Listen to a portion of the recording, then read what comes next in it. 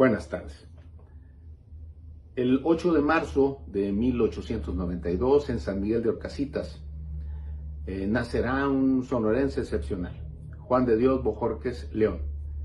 Desde niño, cercano a Hermosillo, crece y además quedará en su memoria ese Hermosillo porfiriano y con los personajes de fin de siglo que con el tiempo y gracias a su pluma conoceremos en las crónicas que escribió sobre esa época. Su inteligencia notable hacen que se prepare aquí en Hermosillo, pero después con los años se traslada a la Ciudad de México, se convierte en ingeniero agrónomo, pero además se involucrará en los movimientos revolucionarios de la época y con los años será parte activa tanto de los gobiernos del general Obregón en la Ciudad de México como los gobiernos de Adolfo de la Huerta o Plutarco Elías Calles aquí en Sonora.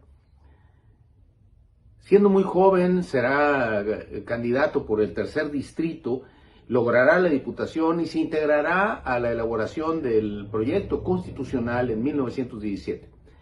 Integrará la Diputación sonorense junto con otros tres personajes, pero además Juan de Dios Bojórquez nos dejará un texto que es fundamental para entender aquellos días preconstitucionales, pero también la atmósfera que se vivía al interior y los distintos grupos en pugna por la elaboración de este documento. La crónica del constituyente sigue siendo un documento necesario para entender cómo se elaboró la Constitución que hasta hoy es vigente. Escribirá novela, tendrá biografías, tendrá una producción prolífica en distintos ámbitos, sin dejar nunca su profesión como agrónomo. Pero algo que se conoce poco es que es el creador en la posrevolución de los departamentos de estadística. Su experiencia como ingeniero la volcará en aquella creación de esos departamentos desde finales de los años 20, que hasta la fecha son muy importantes para la orientación de los gobiernos. Juan de Dios Bojórquez sufrirá con el rompimiento Cárdenas Calles, ya que al inicio del gobierno de Cárdenas, él asumiría la Secretaría de Gobernación, renunciará y después se retirará un tiempo de la política.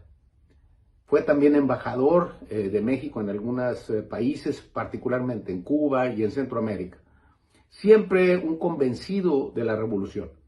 Morirá siendo senador por Sonora en 1967 y hasta la fecha es un personaje que valdría la pena reeditar sus obras y creo que el homenaje más cercano que le podíamos hacer es acercarnos precisamente a sus crónicas, a sus textos, para recrear aquellos momentos y entender perfectamente bien por qué un hombre como Juan de Dios Bojórquez son necesarios para la construcción de un movimiento revolucionario. Muchas gracias.